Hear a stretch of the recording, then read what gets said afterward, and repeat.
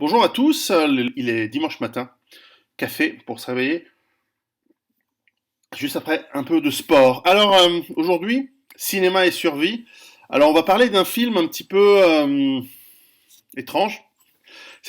Il s'agit de Zardoz. Alors Zardoz, film de 1973 je crois.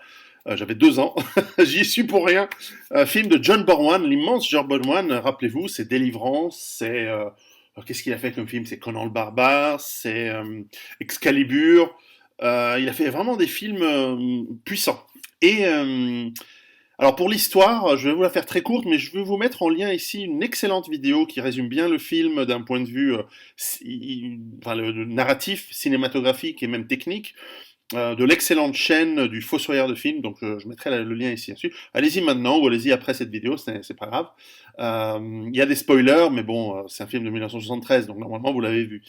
Pour faire court, hein, l'histoire, c'est dans un monde voilà, post-apocalyptique, hein, dans 2 siècles.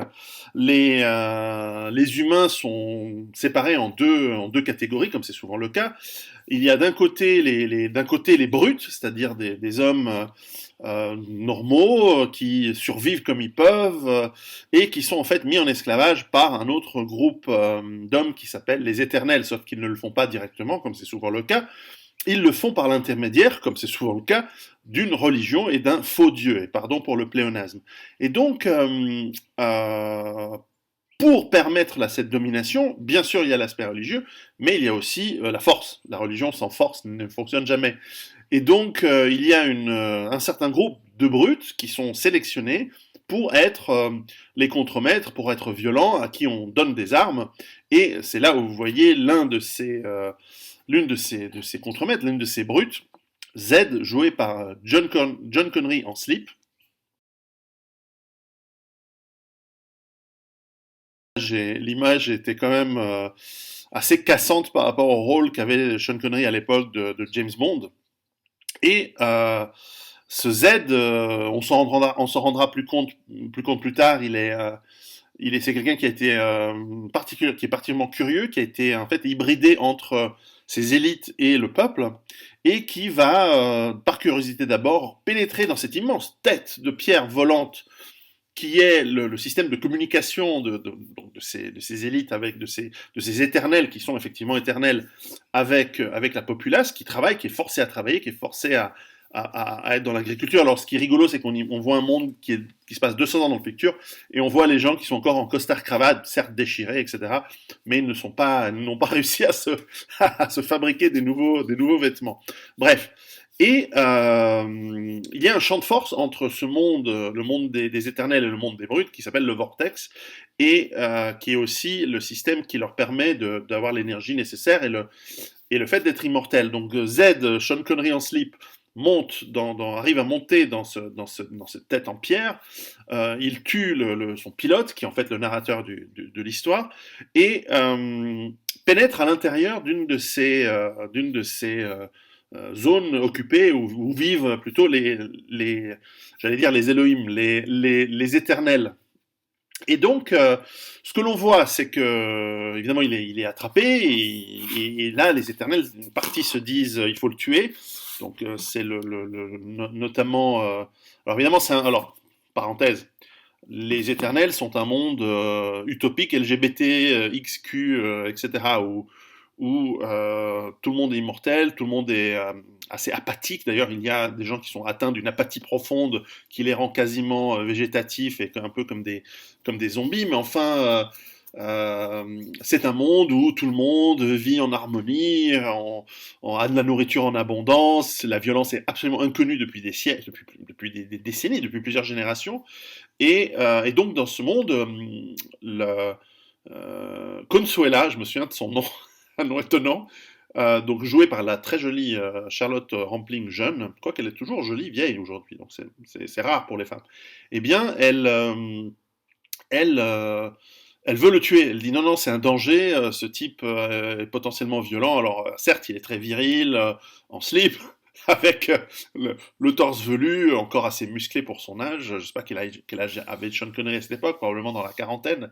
Et puis, je crois, elle s'appelle May, une autre de ces éternelles, elle dit non, non, il faut l'étudier, et c'est elle qui va gagner l'argument et l'étudier, et finalement lui faire comprendre que le monde des élites, et c'est là où on va en venir, le monde des élites utopistes, protégés, idéaliste, où tout le monde est gentil, il n'y a pas de violence, etc., il est en fait séparé, en l'occurrence par ce champ de force, du monde de la brutalité, le monde réel, le monde des abrutis, certes, mais des abrutis violents, n'est en fait retenu que par les forces de l'ordre, donc ces brutes armées, et un champ de force qui est finalement la parabole, l'allégorie du mur du mur de la prison, du mur de la communauté dorée, du mur de protection, mais qui en réalité n'est qu'un champ de force. Et à partir du moment où on appuie sur le bouton qui enlève le champ de force, les gens riches, utopistes, gentils, mais qui sont quand même à la tête d'un système de domination hyper violent, parce que c'est toujours comme ça. Les gens qui sont contre la violence sont souvent des gens qui bénéficient d'une violence institutionnelle par l'armée, par la police, etc., et qui ont des gardes du corps. Vous voyez, aux États-Unis ou en Europe, tous ces politiciens qui disent ah non, la violence c'est pas bien, il faut enlever les armes, alors qu'eux sont protégés par des gens en armes tout le temps. Et donc cette hypocrisie qu'ils ne voient pas ou qu'ils refusent de voir et qu'ils utilisent même pour se donner des airs de, de supériorité morale, alors qu'en réalité ils sont en infériorité morale, eh bien lorsque cette protection s'en va, et nous allons le voir qu'en fait Z va lui-même prendre le contrôle de l'assaut de certaines brutes contre ces éternels, eh bien, nous voyons que les brutes, en réalité, à la fin, gagnent toujours. Ça peut prendre des siècles, mais la force et la violence, quand bien même elle provient de populations ou de civilisations qui sont moins avancées, qui sont plus abruties, plus idiotes, à la fin, la population intelligente mais non violente va toujours perdre. Et donc, d'ailleurs, pour la petite subtilité, Zardoz, c'est la contraction du mot d'un livre que Z a lu dans une bibliothèque, qui est le fameux roman américain The Wizard of Oz. Wizard, Zard, Doz of Oz.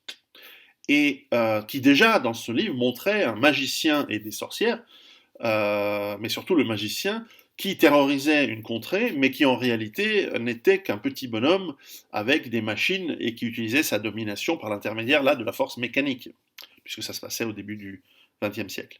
Et